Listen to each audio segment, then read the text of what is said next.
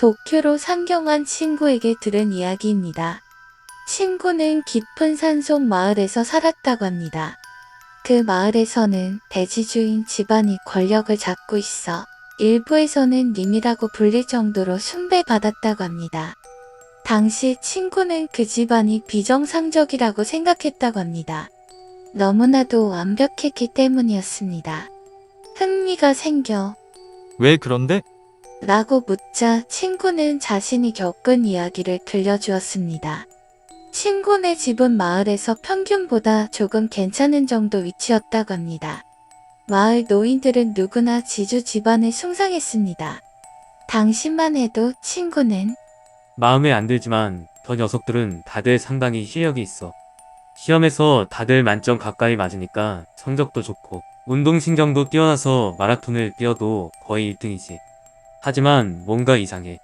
적어도 30년간 저런 완벽한 사람들만 이어져 왔다는 건데 지주 집안은 아이가 많이 태어나는데 어떻게 모자라는 사람이 한 명도 없는 거지? 하고 의문을 품고 있었답니다. 나는 사실 어디서 뛰어난 아이들만 모아온 거 아닐까? 하고 의문을 제기했습니다. 하지만 친구는 고개를 저었습니다. 아니, 지주 집안에서는 아이가 태어나면 반드시 작게나마 잔치를 벌여. 확실히 20살쯤 돼서 도시로 나가는 사람도 있지만 그 사람들도 연말연시에는 다들 기성을 하거든. 오히려 집에 남아있는 녀석들이 더 이상했어. 거의 얼굴도 비추지 않고 연말연시에도 그늘 사이에서 슬쩍 보이는 정도였으니까. 집안에서 마을 관련된 중요한 일들을 맡아보는 사람들일 텐데 아무리 봐도 정작 마을을 떠난 사람들보다 무능해 보인단 말이지. 뭐 나는 봐버리고 말았지만 친구의 표정이 갑자기 어두워지더니 한숨을 푹 내쉬었습니다. 마치 기억하고 싶지 않은 것을 떠올린 듯한 표정이었습니다. 친구는 천천히 말하기 시작했습니다. 지주 집안에서 죽은 사람이 나와서 장례식을 치르던 날이었어. 나는 아직 미성년자였지만 술을 얻어 마셨다가 돌아떨어졌지. 그래서 그 집에 하룻밤 묵게 됐는데 밤중에 문득 잠이 깨서 화장실에 갔어. 지준의 집은 넓고 어두웠습니다. 친구는 처음 오는 집인데다 술기운도 남아있었던 탓에 길을 잃고 말았다고 합니다. 화장실이 어딘지 도저히 모르겠어서 왔던 길을 되돌아가려는데 뒤쪽에서 터벅, 터벅, 터벅 하고 발소리가 들렸습니다. 아니, 발소리라기에는 걷고 있는 게 아닌 것 같았습니다. 뭐라고 할까 튀어오르고 있는 것 같은 소리랄까? 그게 점점 다가오고 있었답니다. 터벅, 스르, 터벅, 스르, 터벅. 소리가 가까워지면서 무언가를 끄는 듯한 소리도 들려오기 시작했습니다. 무서워진 친구는 가까이 있던 벽장에 들어가 문틈으로 바깥을 살폈습니다. 소리의 정체는 사람이었습니다. 안심하고 화장실이 어딘지 물어보려던 순간 친구는 공포에 사로잡혀 얼어버리고 말았습니다. 그 사람은 검은 옷을 입은 채 얼굴에는 가면 같은 걸 쓰고 있었습니다. 다리는 하나가 없었습니다. 그런데 손에 다리 하나가 들려있더라는 겁니다. 너무 충격적이라 친구는 숨조차 쉴 수 없었다고 합니다. 하지만 그 덕인지 검은 옷을 입은 것은 친구를 알아차리지 못했습니다. 그리고 그대로 외발로 터벅터벅 아무런 말 없이 복도 안쪽으로 사라졌습니다. 그날 밤 친구는 잠도 제대로 못 이루고 이불 속에서 벌벌 떨었다고 합니다. 난이 밝은 뒤 어젯밤 일을 누군가에게 말해야 할지 친구는 고민했습니다. 결국 호기심이 동해 지준의 집에서 가장 믿을 수 있는 사람에게 털어넣었다고 합니다. 그 사람은 정말이냐? 조금 기다려다오. 라고 말한 뒤 집 안으로 뛰어들어가서는 5분 정도 있다 돌아왔습니다. 미안하구나. 봐버렸구나. 가능하면 잊어줬으면 좋겠지만 직접 그걸 봐버렸으니 그것도 무리겠지. 오늘은 그만 돌아가거라. 다음에 이야기하겠지만 트라우마는 적을수록 좋을 테니. 이틀 뒤 그 사람에게서 들은 이야기는 믿을 수 없는 것이었습니다.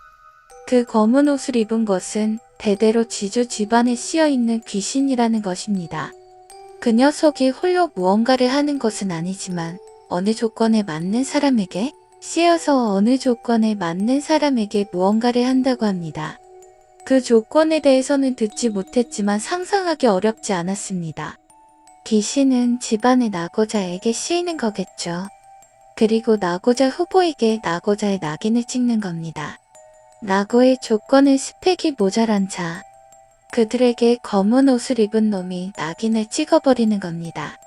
그 탓에 지주 집안 사람들은 모두 우수했던 겁니다. 다들 필사적으로 노력했겠죠. 살아남은 사람들은 집을 떠나고 낙오당한 이들은 집에 남게 됩니다. 집에서 도망친 사람들과 낙인을 찍혀 집에서 도망치지 못한 사람들, 낙오자들은 집안에 숨겨진 존재가 되는 것입니다. 다른 사람들과 얼굴을 마주할 일이 없으니 자연히 사람들은 지주 집안에 우수한 사람들만 있다고 느끼게 되는 것이죠. 마을 노인들은 다들 알고 있다고 하더라. 하고 친구는 덧붙였습니다. 나는 그걸 다른 사람한테 말해도 괜찮은 거야? 하고 물었습니다. 말하더라도 그걸 보지 않은 사람은 못 믿겠지.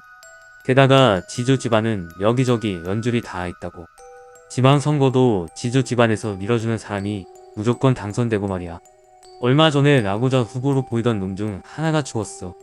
젊었으니까 아마 정신이 나갔던 거 아닐까? 말해준 사람도 얼굴이 상처투성이었으니까. 나라도 엘리트에서 낙오당해 외톨이 신세가 되면 정신줄을 놓을 것 같아. 게다가 그 집 동쪽에는 아무도 못 가는데 가끔씩 작게 비명이 들려오니까 그걸로 모두 연결이 되더라고. 우리 반에 지주 집안 셋째 아들이 있었는데 마라톤을 죽어라 뛰고 나서 쓰러져서 구급차에 실려갔던 적이 있었어. 왜 그렇게까지 필사적이었는지 그때는 몰랐는데 이제는 알 것 같다. 친구는 그 후에도 그 집안의 무용담 비슷한 이야기를 줄줄이 늘어났습니다. 스스로는 마음에 들지 않는다고 했지만 그 말투는 마치 그 집안을 숭상하는 것처럼 들렸습니다. 자신도 모르는 사이 내적으로 우러러보게 되는 카리스마가 있는 건지 아니면 영적으로 세뇌당한 것일지 내게는 어쩐지 후자인 것처럼 느껴집니다. 실제로 친구는 지금까지도 지주 집안과 교류가 있어 매번 많은 도움만 받고 있다고 말할 정도입니다. 무엇보다도 친구가 말할 때 낙오당한 사람과 그렇지 않은 사람에 대한 태도가 완전히 다릅니다. 그걸 본 순간부터 그 사람들을 보는 눈이 달라졌어. 라고 말하며 웃는 친구를 보고 있자니 그 순간 친구 역시 귀신에 쓰인 것은 아닐까 싶은 생각이 들어 새삼 소름 끼치더랍니다.